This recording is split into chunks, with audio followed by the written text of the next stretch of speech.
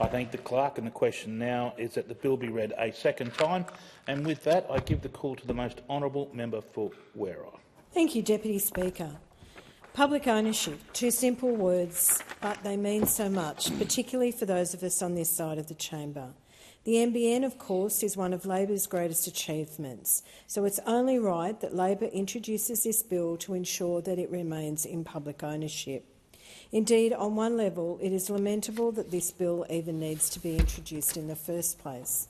Given the importance of the NBN to all Australians, keeping it in public ownership really should be non-controversial.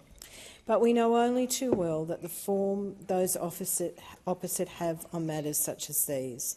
They have a long and sorry history of being the enemy of public ownership.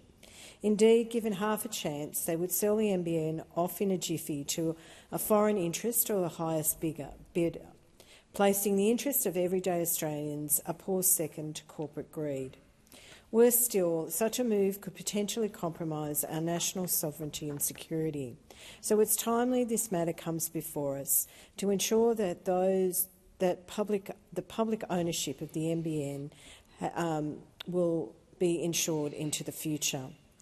The importance of the availability to all Australians of the NBN was evident during COVID. Families in Werribee were struggling with accessibility and availability when everyone was suddenly working and being educated at home. Public ownership will ensure that the government can make the NBN available to all Australians. The Albanese government is 100% committed to keeping the NBN in public ownership. This government is ensuring that modern, accessible and affordable communication services are available for all Australians without the ongoing threat of privatisation.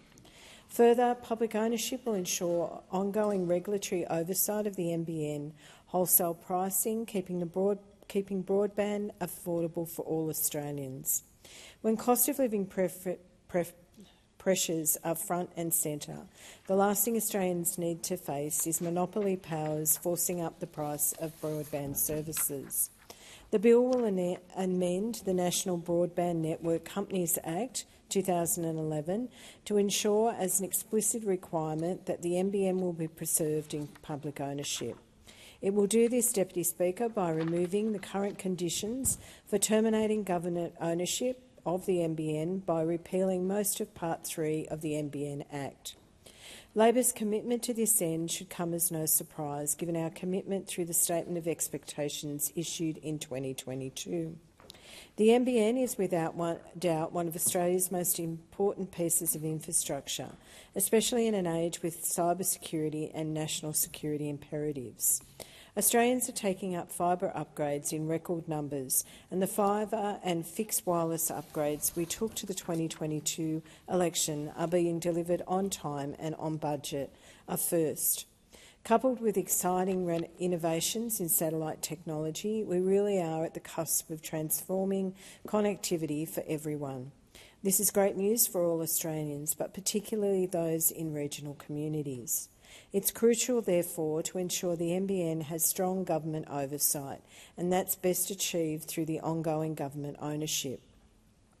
This bill is one of the most important pieces of legislation to come before the House in recent times.